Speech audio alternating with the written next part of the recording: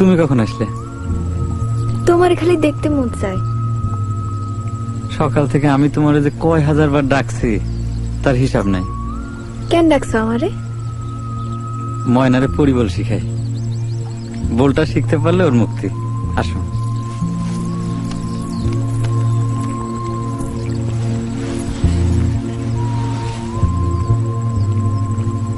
একটা সুখবর আছে, কাকাই বিয়ের পয়গাম নিয়ে যাবে।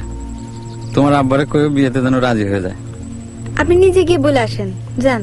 আমার ধারে তো নৌকা নাই। তোমার ধারে নৌকা নাই কেন? এই বিরান ছাড়া একা একা থাকো, তোমার ভয় করে না? ভয় তো একটাই, কখন যে পুলিশ আসে। পুলিশ কেন আসবে? কি করছো তুমি? বিষয়টা তোমার জানা দরকার। আমি কিছু করি নাই, আমার কোনো দোষও নাই, সব দোষে গাজীর বেটার। দুঃখের কথা কি বলবো, গাজীর বেটার খুনের দায় এখন আমার কান্দে। পুলিশ ধরলে আমি সব বলে দেব, এনে তুমি একদম চিন্তা করবে না। আমি এখন যাই। যে না, খাওয়া দাওয়া দুপুরে শেষ করে তারপর যাবেন। আমি তোমার আগায় দিয়ে আসি। তারপর তুমি ফিরবা কেমন করে? 7টায় ফিরবো, তোমার জন্য আমি সব করতে পারবো। ওঠো ওঠো।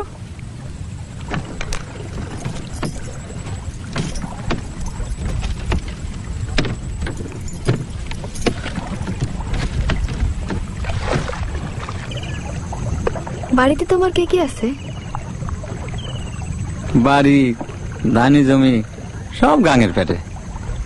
জগৎ সংসারে আমি একা মানুষ। এখনো একা তুমি? লগে আমি নাই? তাই তো, আমি তো আর এখন একা না, লগে তুমিও আছো। আমরা দুজন মিলে এক হলাম। সত্য? সত্য।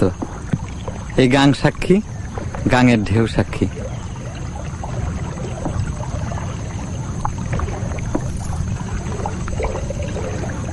ও গাংরে, তুই সাক্ষী থাকলি। এই গাঙের জন্যই তোমার আমার সাক্ষাৎ হয়েছে। ও গাংরে, তুই 100 বছর বাইসে থাক, সহি সালামতে থাক।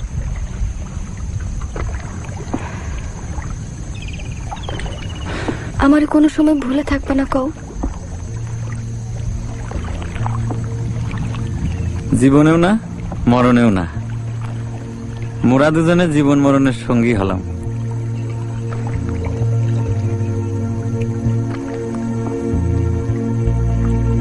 জীবন মরণের সঙ্গী।